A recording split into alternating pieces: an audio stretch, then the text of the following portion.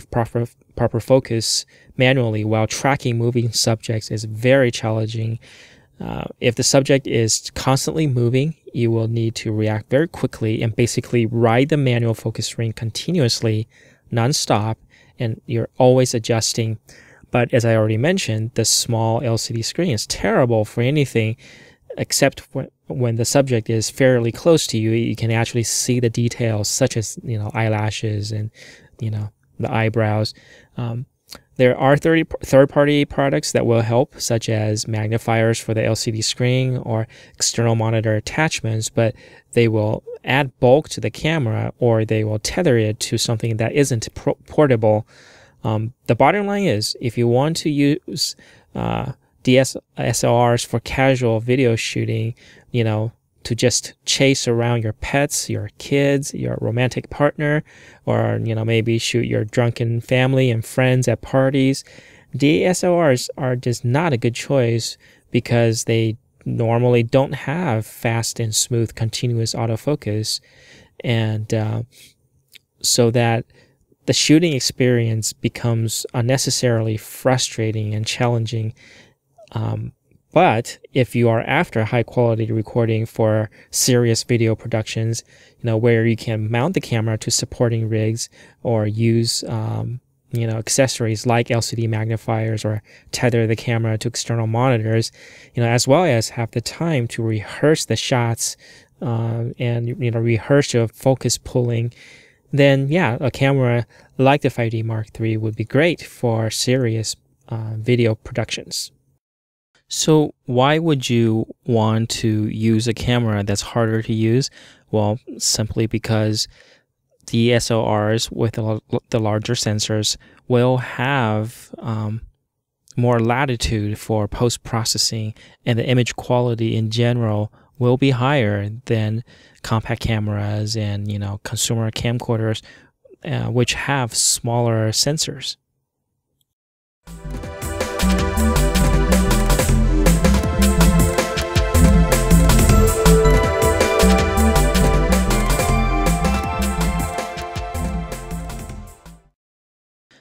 The Lumix LX5 is by far the most convenient of the three, simply because it's tiny compared to the other two cameras.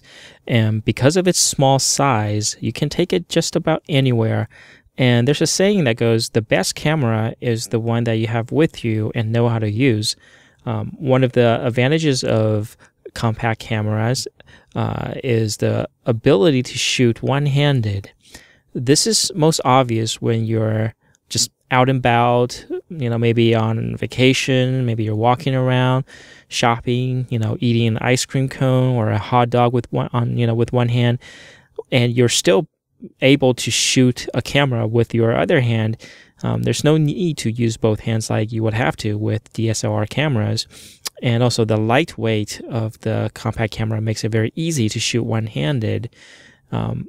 While a lot of us have cell phones that can record videos, their image quality is generally not very good. They tend to have narrow dynamic range, fixed wide-angle lenses. They have more noise and lower resolution, and there aren't any, real useful controls. If you're not picky, perhaps, cell phone video recording is plenty enough. Higher-end smartphones like the iPhone, they have superior video and still image capabilities, and for a lot of people, that's plenty enough.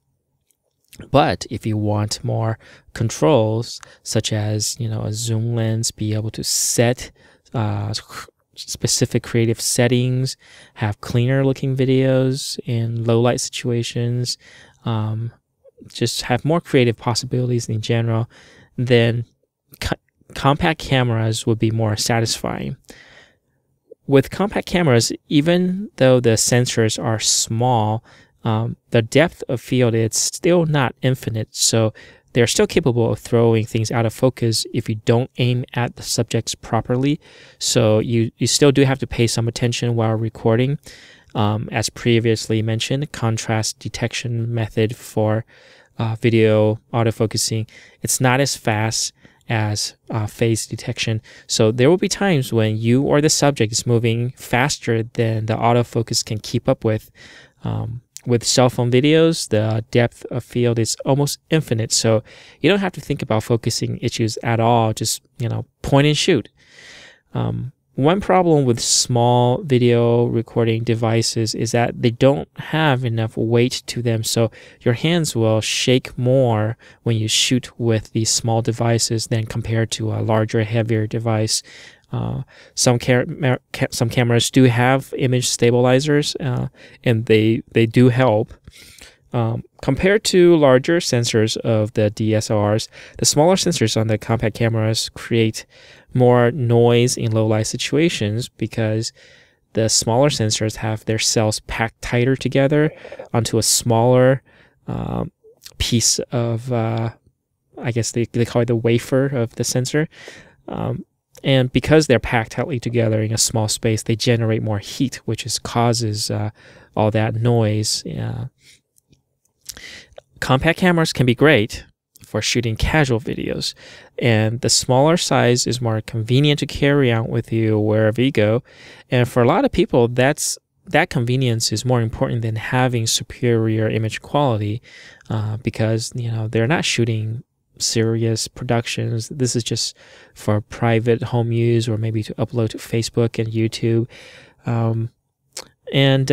Compact cameras do provide more creative controls than cell phones. And if you get a compact camera with fully articulated LCD screen, it will almost rival dedicated camcorders, as long as that camera has fast and smooth autofocus during video recording.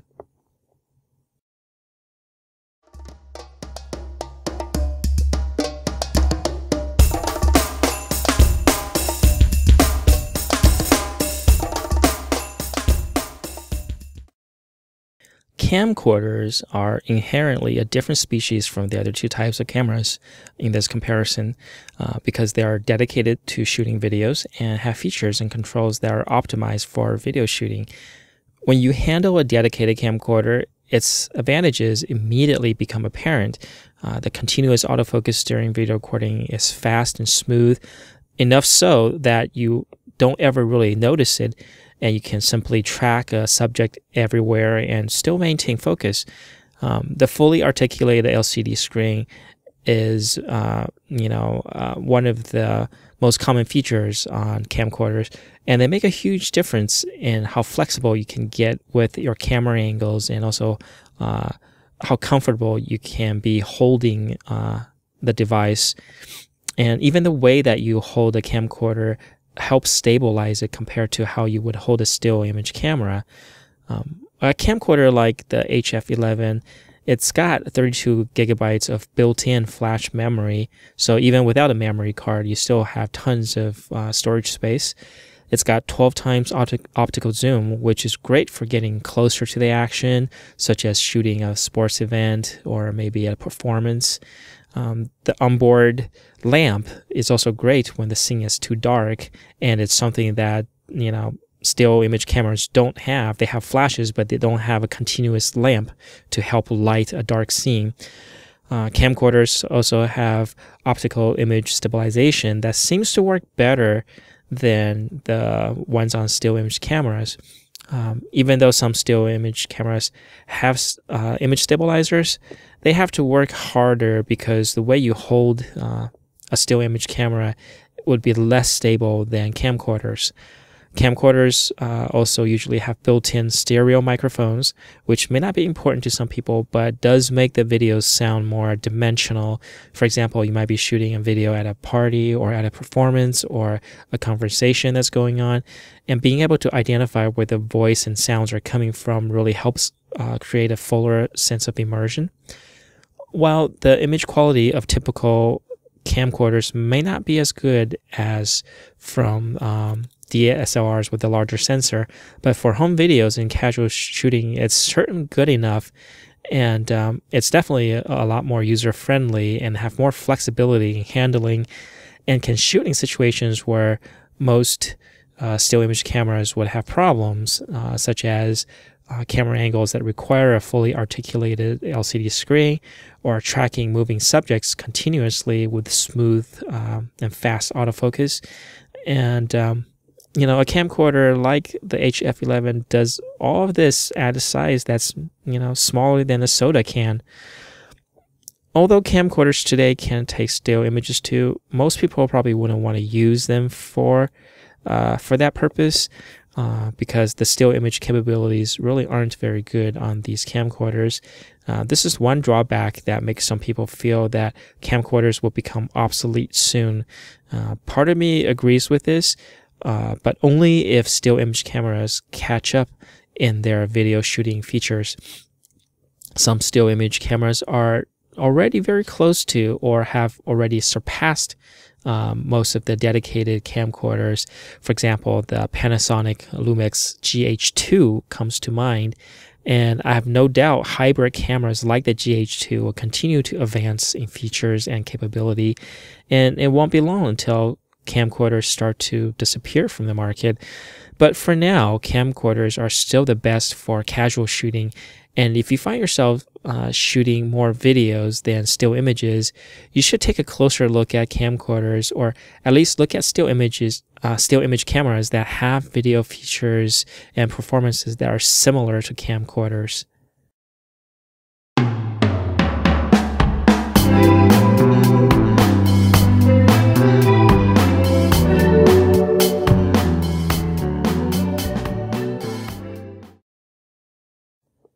Now, let's sum up the reasons why you would want to get one type of video camera over the others.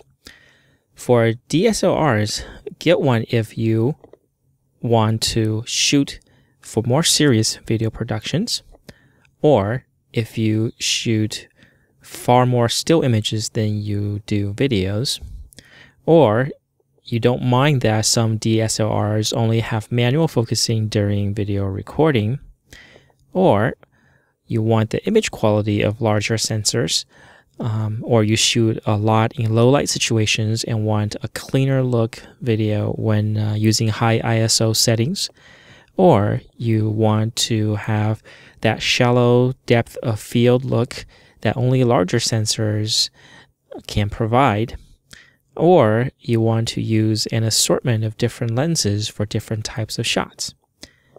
Now, for compact cameras, get one if you want small size that's convenient to carry around with you, that you can shoot one-handed with easily, or you need more controls than what's on your cell phone or smartphone, or you don't shoot in low light situations much, and you don't mind that smaller sensors on compact cameras would generate more noise at high ISO settings, or you don't need higher image quality of the larger sensors. And finally, you get a camcorder if you will be shooting a lot of videos and want something that has the ergonomics and features that are optimized for video shooting, or you don't mind having a device that's dedicated to video shooting but not as good for still images, and you would still need a separate camera for better quality still images, or you need fast and smooth autofocus during video recording, allowing you to track your subjects with ease.